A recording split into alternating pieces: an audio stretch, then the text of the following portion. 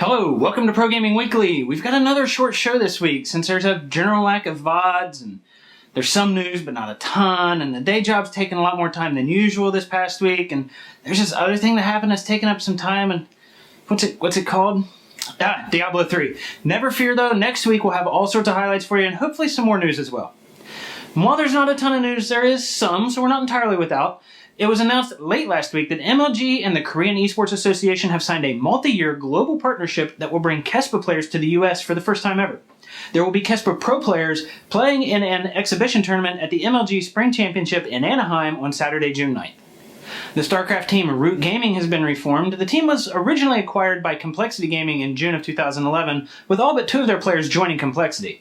With that contract expired, it was announced Tuesday that Root is reforming with the roster of Cats, Druby, Kiwi, Kaki, Destiny, Slush, and Faith, and the next day it was announced that Vibe would be joining their ranks. This coming weekend is MLG's Spring Arena 2, their last event leading up to the Spring Championship next month. Safe money's on not having a Marine King DRG rematch, but that's because Marine King was unable to attend and he's being replaced by MC.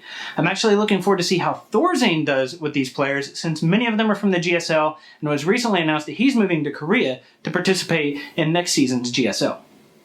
Also coming up this weekend is the GSL Code S Finals, but I don't want to get into that just yet because we're about to watch highlights from the semifinals, and I don't want to give away who won if you don't already know. So, why don't we get right in? Kicking off this week, looking at a Terran and Protoss facing off in a best-of-5 MVP versus Parting. The winner goes to the GSL Finals this coming Saturday. Parting moves out, doesn't quite have all of his upgrades yet. Maybe he would have had him by the time he got there, but MVP catches him right outside of his base, and with Stim and Medivacs, there's not a lot that Protoss can do, especially with the Vikings focusing down the Colossus. He loses one, continues after the other. MVP is chasing him. The Colossus goes down. The force fields aren't that great. They allow the Marines in. They get a good concave, and Parting can't take all that damage with Stim and Medivacs healing him up. The Mules come in. GG, we're heading to Game 2. And in Game 2, MVP comes in with a mass tank plus bunker contain. I don't want to call it a rush because it's like 11 and a half minutes, 11:40. Not late or not early enough to be a rush. He keeps his contain on, and he loses a fair amount of units, loses some Banshees here and there, but Parting loses a lot more. He has to worry about his contain. Don't know why he didn't take the rocks out on the other ramp.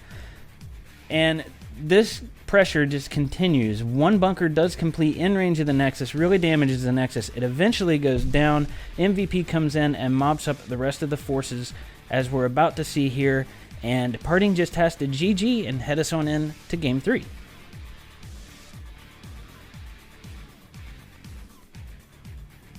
Which was pretty uneventful until this about 16-minute mark. MVP kind of gets caught here. His forces get split, and Parting decides after he regroups his forces, he's going to move out and just take advantage of it. He comes down with a fair amount of units here. He's got good storms. He's got good shields. He's got the Colossus with the upgrades. MVP can't deal with it. His army is gone. He has to GG. We're heading to Game 4. MVP gets this awesome drop. He manages to not lose that Medivac. He gets every unit out. All of his Marines and Marauders are out. He does end up losing the Medivacs, but he's got all of his units out, and he does a good amount of damage with them. These Zealots don't have charge yet, so he's able to micro away from them. Not that big of a deal. He pulls the probes, ends up taking them back. Archon, gone. Focus fire. He has to pull his Stalkers back or lose them all, so MVP takes his Marines and Marauders and just focuses on the pylons and makes Parting's base dark. Pretty much a useless base at this point. Does some more damage, ends up losing those Marines, but he does come back with more reinforcement. Parting is so far behind after his base went dark, he can't keep up. He has to GG and send MVP to the Code S Finals. Here we are, Protoss versus Protoss, another best of 5. The winner here goes on to face MVP in the GSL Finals this Saturday, May 19th. In Game 1, Hero scouts, and he sees that he's going to see some DTs. He gets the force field down just before the DTs hit the ramp. He can't target him, he doesn't have an observer, but he's able to keep him out. He gets his own DT, warps it in, but Squirtle's got an observer. So these Zealots come over and basically make this a really expensive harass. Nothing more. The DT is basically ineffective. Then Hero ends up getting flanked here. His Archon's completely exposed, gets focused down. Force fields come in and prevent his retreat. This is his entire army, folks. This is it. He has to GG and head us into game 2. And in game 2, Hero gets a good drop of Zealots here, takes his Warp Prison over, picks up some Stalkers because they don't have Blink to get past that force field. Squirtle does end up pushing us back, but it takes a very long time. Distracts Squirtle quite a lot from his macro, but in the end, it's just a prolonged harass, and Squirtle manages to build this force up, take down the expansion, start pushing and giving some pressure on the main with this Colossus and all of these Stalkers. Even with the force fields coming in, he's doing enough damage that Hero decides it's time to do a base trade, so he pulls all of his units, even with that Colossus almost dead. Squirtle's ignoring the army, going straight after the base, so this is when Hero decides it's time to do a base trade, pulls his probes, sends them back to Squirtle's base, but Squirtle's got a couple units back there. Even though Hero, as you'll see, gets a pretty good force field down, keeps Squirtle out, he eventually does get in, and it's just, again, too many forces, not enough defense here. Hero is just not teched up enough to deal with the damage. There's the Guardian Shield. That's about it, especially with Zealots back home, taking out his main Nexus. He knows he's not going to get there in time. He has to GG and head us into Game 3, which went really quickly. In Game 3, we get this early harass with Stalkers and Zealots, and it's amazing how much damage just a few units can do early game, especially Protoss.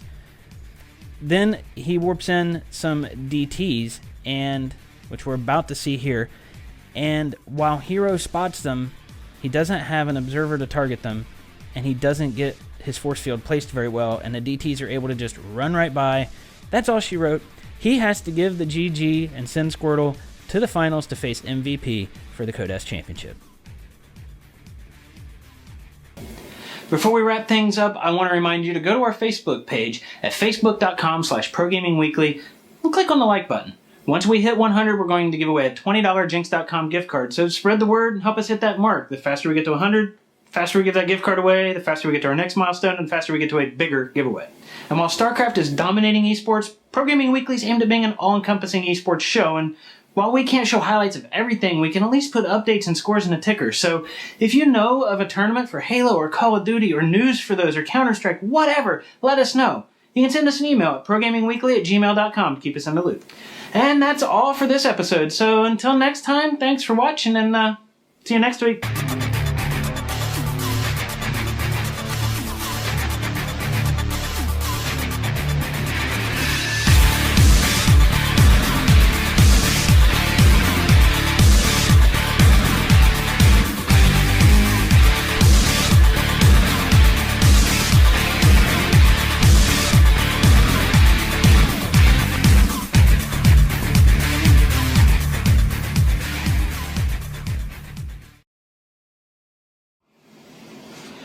Man, you'd think I didn't have a bunch of lights on in the summer in Texas.